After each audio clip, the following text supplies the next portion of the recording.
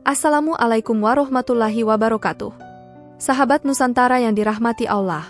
Di cerita kali ini, kita akan kembali membahas kasus atau kisah nyata yang terjadi di Indonesia. Seperti yang kalian ketahui, malam takbiran akan disambut sukacita oleh umat Islam di seluruh dunia, terkhusus masyarakat Indonesia. Hal tersebut terlihat dari antusiasme masyarakat dalam merayakan kemenangan umat Islam tersebut. Mungkin ada yang membeli baju lebaran dan ada juga yang pergi jalan-jalan bersama teman-teman. Namun, tidak dengan wanita satu ini. Bagaimana kisah selengkapnya dari kisah ini? Tonton video ini sampai habis agar sahabat Nusantara bisa paham. Namun sebelum menyimak kisahnya, sempatkanlah menulis sholawat kepada Nabi kita di kolom komentar sebagai tanda penghormatan kita kepada beliau. Allah berfirman dalam surat Al-Ahzab ayat 56, sesungguhnya Allah dan para malaikatnya bersolawat untuk Nabi.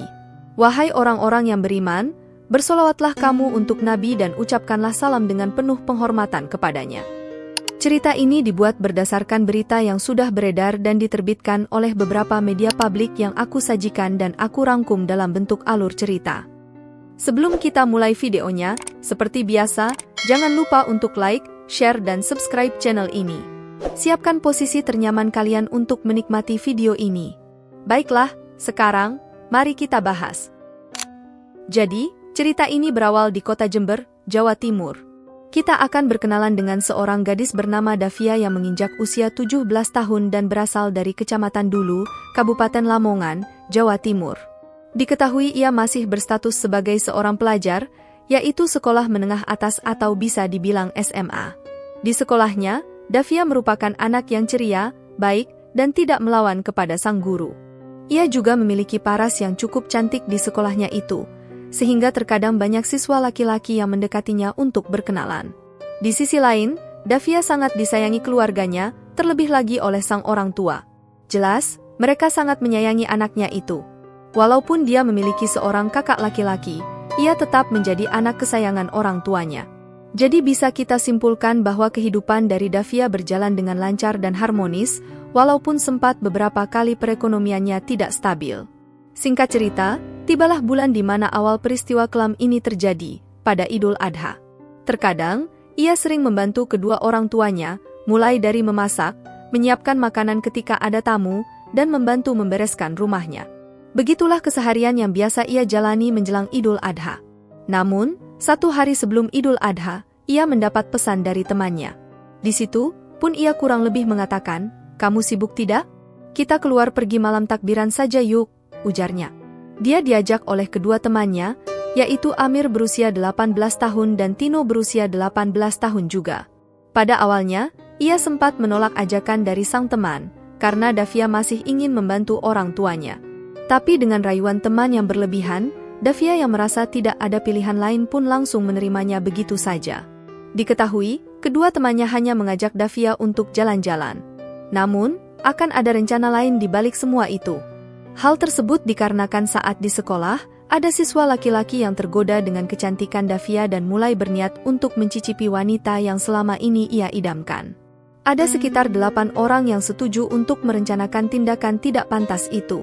Seketika, teman-teman dari Davia ini mulai merencanakan aksi ruda paksa massal. Herannya, sobat, banyak teman-teman pria yang setuju untuk melakukan aksinya tersebut. Disitulah mereka merencanakan semuanya pada malam takbiran, sehari sebelum salat Idul Adha, pada Juni tahun 2017.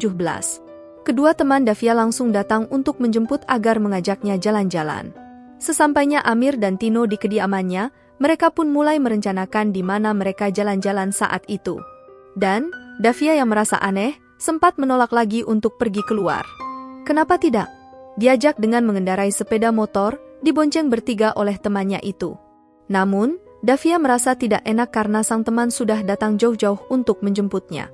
Ia pun naik di motor dalam keadaan bonceng tiga. Dengan mengendarai sepeda motor tersebut, berangkatlah mereka dibonceng motor bertiga menuju Waduk Dusun Hidung, Kecamatan Sukorama, di sekitar desa setempat. Saat tiba di waduk, Davia mendapati 6 orang pemuda yang sedang menunggunya sambil meracik minuman tidak pantas.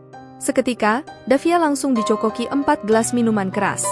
Usai meminum oplosan tersebut, sekitar pukul 19 waktu Indonesia Barat, Davia mulai merasa pusing kepala dan tubuhnya tiba-tiba merasa berat, dan langsung setengah sadar. Dalam kondisi setengah sadar itulah, 8 pemuda tersebut tiba-tiba mendekatinya dan membuka semua pakaiannya tanpa basa-basi. Davia langsung diruda paksa secara bergiliran oleh 8 pemuda teman SMA-nya itu. Tindakan bejat tersebut dilakukan di pinggir waduk Dusun Jedung, Desa Pulau Ombo, sampai sepuasnya. Namun, saat asik menggilir, Davia sempat ada mobil patroli polisi melintas di lokasi tersebut. Tapi, polisi tidak mengetahui ada aksi bejat pesta minuman tidak pantas dan pesta ruda paksa di malam takbiran Idul Adha tersebut. Meski begitu, para pelaku muncul rasa khawatir jika petugas polisi melintas kembali. Untuk menghindari kejadian tersebut, 8 pemuda ini lantas memindahkan korban ke persawahan yang jaraknya jauh dari waduk dan jalan raya. Area persawahan tersebut cukup menjijikkan dan bisa membuat tubuh gatal-gatal. Di tengah sawah tersebut, Davia pun kembali diruda paksa ramai-ramai secara bergiliran. Bahkan, sobat, salah satu dari mereka belum juga selesai malah diganti teman lainnya. Sungguh peristiwa yang di luar nalar, sobat. Puas melakukan hubungan layaknya suami istri, 6 dari 8 pelaku lantas meninggalkan Davia yang tergeletak di sana. Tersisa Aldi dan Feby yang menemani gadis cantik itu. Tanpa merasa bersalah, keduanya lantas mengantar Davia dalam keadaan sempoyongan pulang ke rumahnya. Singkat cerita, sesampainya Davia di rumah, ia merahasiakan kejadian tersebut kepada keluarganya. Selama beberapa hari kemudian, ia tetap berusaha menyembunyikan pengalaman pahit dan tragis yang dialaminya. Hingga ada seorang keponakan orang tua Davia yang mendengar kejadian itu, ia mulai mencari informasi apakah benar berita tersebut asli. Hingga akhirnya, keponakan orang tua Davia berhasil membongkar kejadian itu, dan benar saja, berita ruda paksa tersebut benar dilakukan. Lalu, sampailah ke telinga orang tua Davia tentang berita tersebut. Mendengarkan informasi tidak pantas itu, orang tuanya menanyai langsung ke sang anak untuk memastikan kejadian tersebut. Dari awal, Davia sempat berbohong kepada orang tuanya. Ia memilih bungkam dan tidak berani menjawab pertanyaan kedua orang tuanya. Tapi dengan interogasi yang berlebih, akhirnya Davia mengaku telah diruda paksa massal oleh 8 pemuda saat malam takbiran, usai dicekoki minuman tidak pantas. Orang tua dari Davia pun syok berat atas pengakuan anaknya itu. Tak terima dengan nasib mengenaskan yang dialami putrinya, kepala desa dulu dan kedua orang tuanya melaporkan kejadian itu. Davia bersama sang orang tua melaporkan kejadian ini ke Polres Lamongan. Polisi yang mendengar laporan tersebut melakukan pengejaran terhadap seluruh pelaku. Tapi, sobat, di dalam berita yang saya dapatkan, belum ada informasi apakah ada pelaku yang telah ditemukan atau tidak. Namun, yang jelas, bisa kita lihat dari cerita di kasus ini, semua yang terlibat pelaku adalah teman sekolah Davia. Jadi mungkin saat ini pihak berwajib telah mengamankannya tapi tidak dipublikasikan dengan alasan tertentu, karena pada saat itu kejadiannya 2 minggu lalu dan baru dilaporkan entah kenapa. Kini semua pelaku akan diancam maksimal 15 tahun penjara. Sahabat Nusantara, bagaimana pendapat kalian? Dalam cerita kali ini kita belajar bahwa kurangi pergaulan dengan lawan jenis. Bergaullah secukupnya, berkenalanlah sewajarnya dengan seorang pria, walaupun itu adalah teman sekolahmu. Kita tidak tahu, sobat, apa niat di dalam hati yang akan mereka lakukan saat kita merasa bahwa diri kita baik-baik saja. Dan jika ingin malam takbiran, lakukanlah hal-hal yang positif, sobat, karena pada hari tersebut bisa dibilang hari kemenangan bagi semua umat muslim. Baiklah sahabat Nusantara, terima kasih sudah menonton video ini sampai habis dan sampai berjumpa di kisah-kisah menarik lainnya.